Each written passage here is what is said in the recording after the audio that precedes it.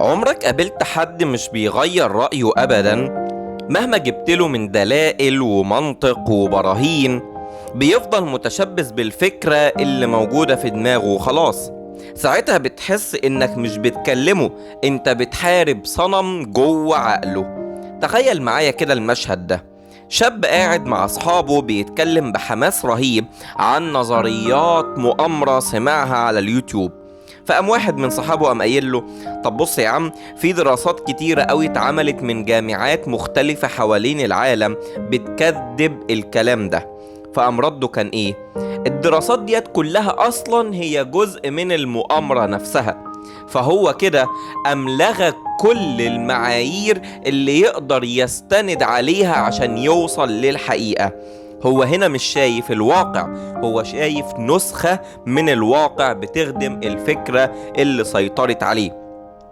لما تبني هويتك حوالين فكرة واحدة وتحبها وتربط نفسك بيها، عقلك الباطن بيحس ان اي نقد للفكرة يساوي نقد ليك انت شخصيا، فبتدخل في حالة دفاع نفسي رهيب. وفي حاجة تانية اسمها التنافر المعرفي، يعني بتبقى شايف ان في حاجة غلط بس بترفض تصدق كده عشان مش مستعد تهد كل اللي بنيته جوه في دماغك. هنلاقي مثلا ان نيتشه بيقول ايه؟ بيقول: الجنون نادر في الافراد لكنه شائع في الجماعات والافكار التي يتبناها عدد كبير من الناس. يعني اللي بيحصل ان لما بتمتلكنا فكرة معينة اننا بنعبدها وندافع عنها ونرفض اي شيء ممكن يهزها، حتى لو ده معناه اننا نكذب عيوننا ونكذب عقلنا والدنيا كلها. هنلاقي مثلا ربنا في القرآن بيقول ايه؟ فبشر عباد الذين يستمعون القول فيتبعون احسنه. يعني حتى لو سمعت اقوال كتيرة المفروض تفكر وتختار احسنها، مش تتمسك باول فكرة وتحولها لصنم جوه دماغك. في دراسة اتعملت في جامعة ستانفورد على حاجة اسمها مفعول الاستمرارية.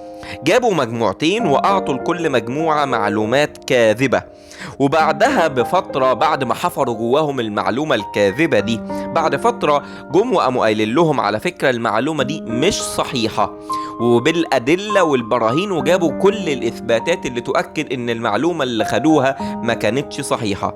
المفاجأة إن ناس كتيرة فضلت مصممة على الفكرة حتى بعد ما عرفوا إنها غلط. ليه؟ عشان عقلك بيحمي الفكرة اللي انت ارتبطت بيها عاطفيا، مش اللي صحيحة منطقيا.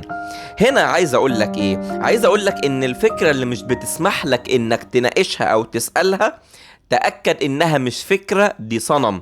الفكرة اللي بتخوفك من التفكير مش نور، دي ضلمة.